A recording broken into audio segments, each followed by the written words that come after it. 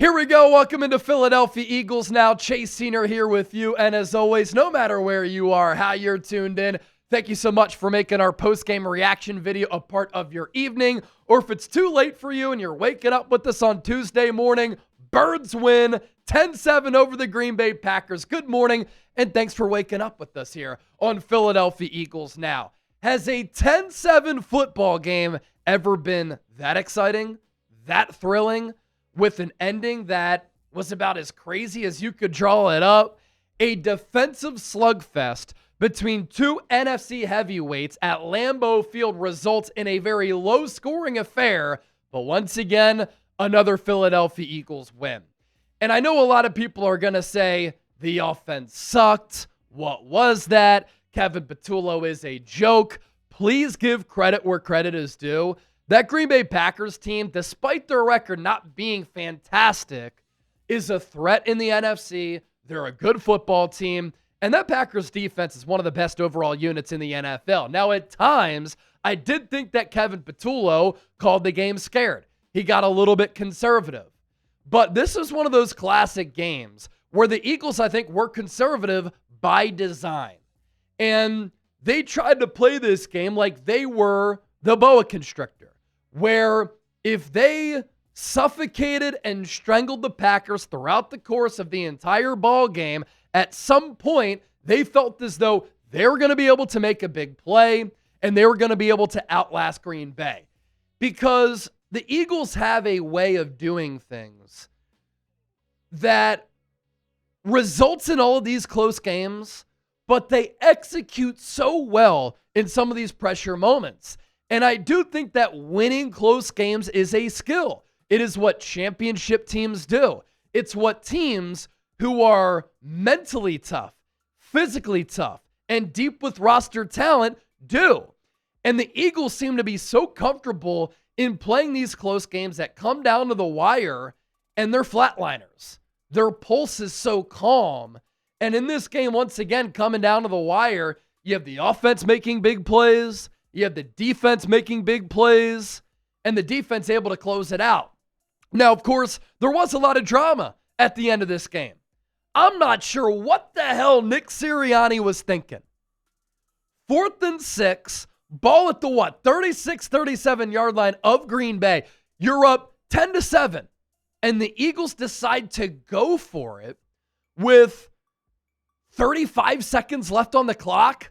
Jalen Hurts throws a deep shot to A.J. Brown. It falls incomplete. I love being aggressive. Not in that spot. Packers had no timeouts left. All you had to do was punt it, pin them deep. I know the net difference between the 35 and the 20 with the touchback isn't all that great, but in a game that could have been tied with a field goal to send the game into overtime, those 15 yards were huge. The time on the clock was huge. And Nick Sirianni played with fire. It didn't burn him. Hopefully that's a learning lesson, because that was absolute craziness at the end of the ball game. But you know what you got to love? What did the Philadelphia Eagles do in this game? Smoking on that Green Bay Pack. How sweet it is to beat the Packers once again in a game with this much intensity, this much physicality, in a game that had a playoff feel after Packers fans were talking so much smack all throughout the offseason. At the start of this year, in the lead up to this game, you had the Green Bay Packers trying to ban the tush push this offseason.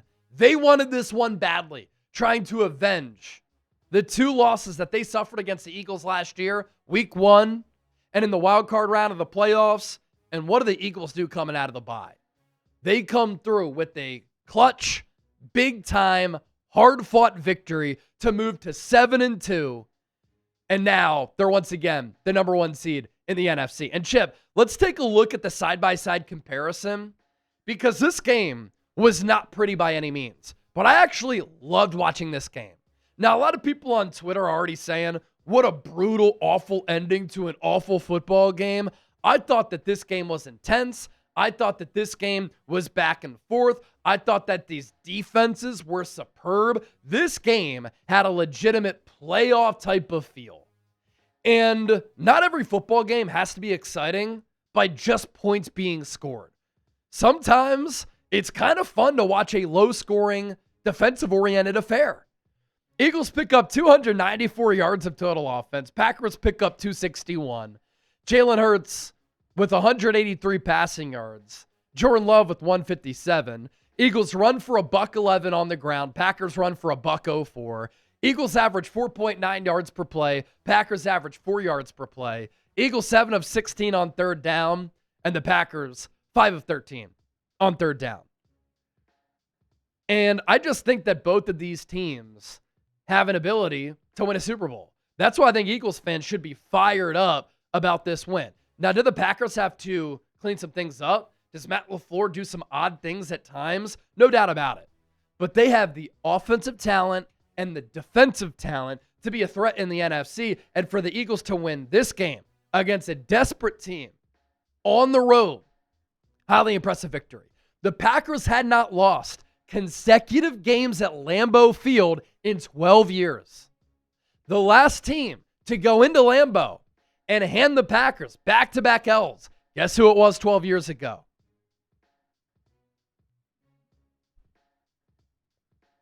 The Philadelphia Eagles. They just own the Packers right now. And it's a beautiful sight, again, considering the history between these two teams. Another thing that we have to talk about here. Howie Roseman looks like even more of a genius after making that trade for Jaelan Phillips. Jaelan Phillips, have a debut for the Birds.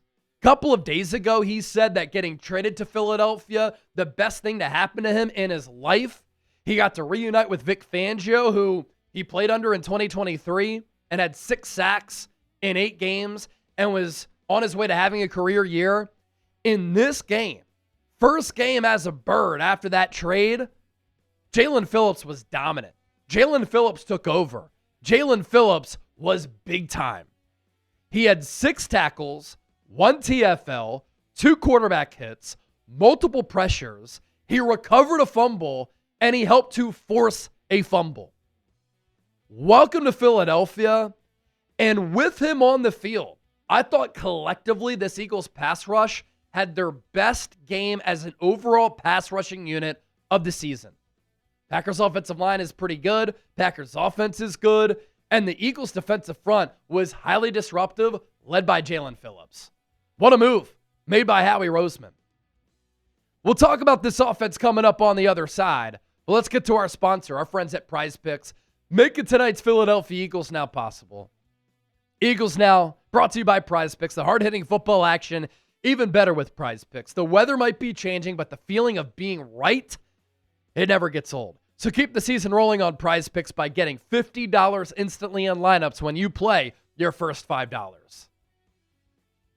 Join the millions of users. Sign up today. Get your picks in less than 60 seconds. And it's very easy to play. You choose more or less on 2 to 6 player stat projections, and you can win some big-time money. I know you all know ball. I want you to show me. Turn your takes into cash with America's #1 fantasy sports app. Our selections tonight, we went heavy offense. It was a heavy defensive game. A.J. Brown more on the receiving yards. Josh Jacobs more on the rushing or receiving touchdown. Saquon Barkley more than 76.5 rushing yards.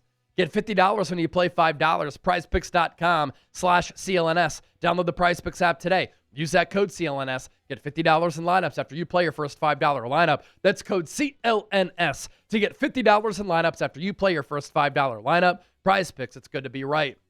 Eagles, fewest points in a win since 2007 when they were on the road against the Cowboys and won 10-6.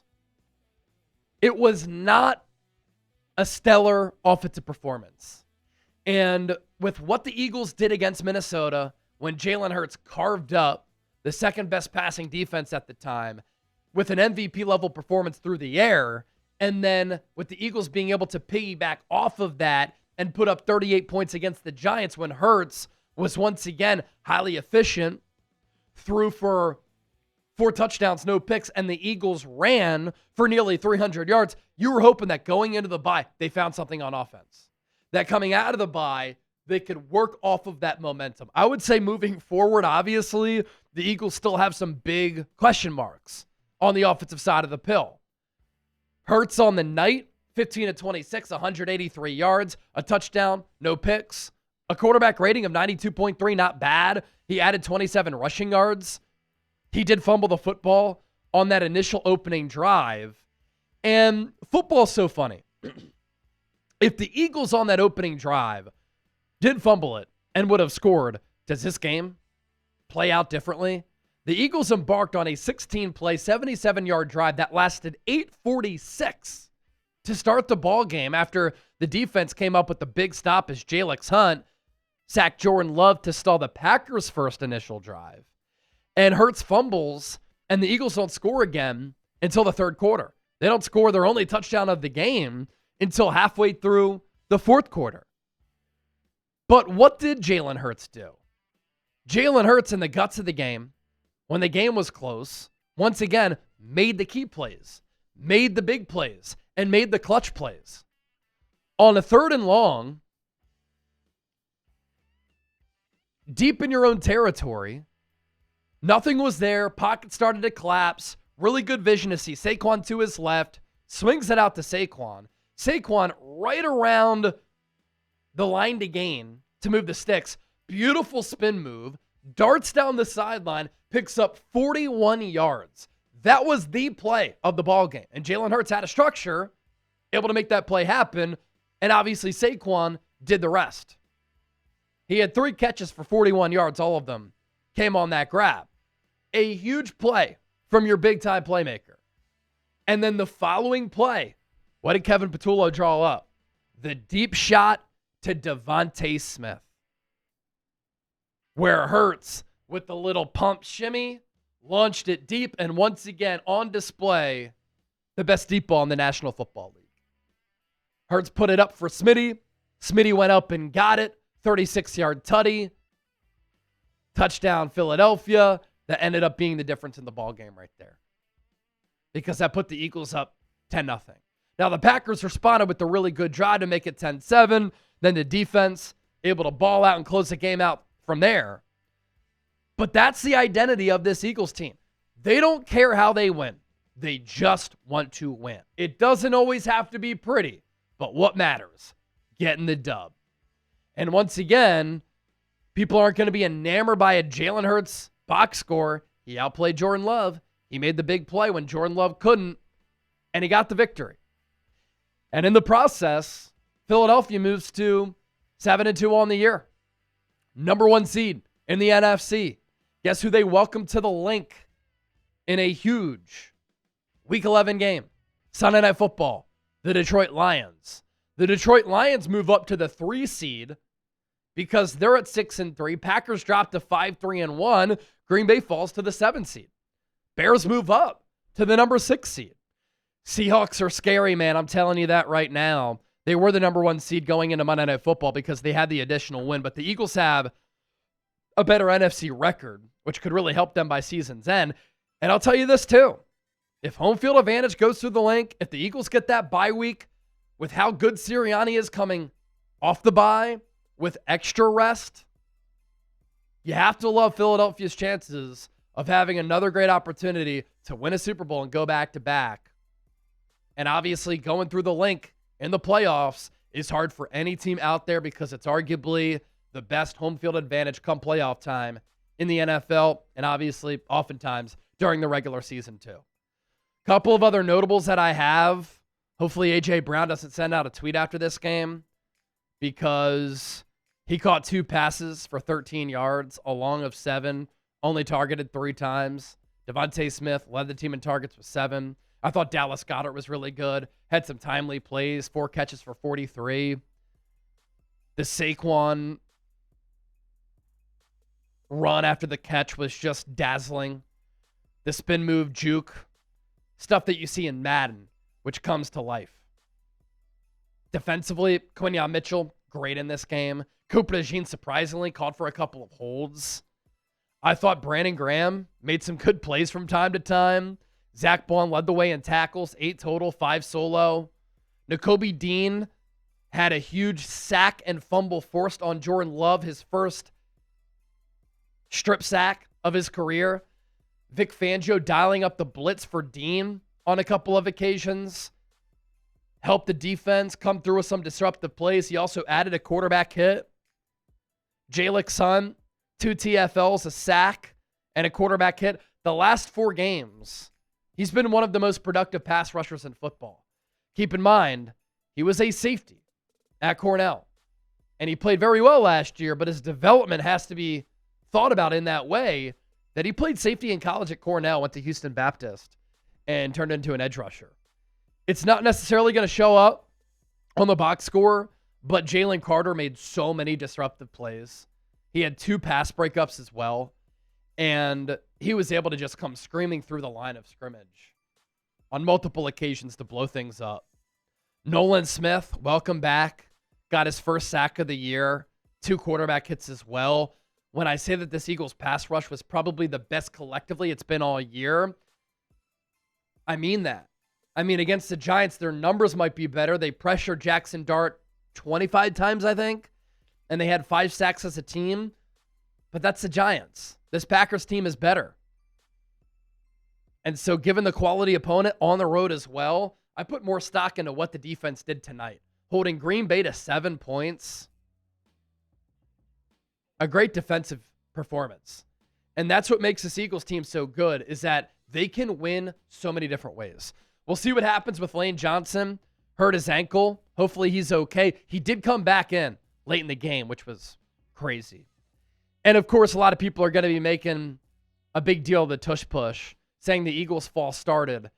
Are they going to also mention how the Green Bay Packers to start the game fall started and that wasn't called? Of course they won't, because the tush push has become an anti-Eagles agenda. Are the Eagles the best team in the NFC? Right now, the standings say that. Type yes, type no. I think they are. Reigning champs, and the way that they're winning, it's eye-opening. Go Birds.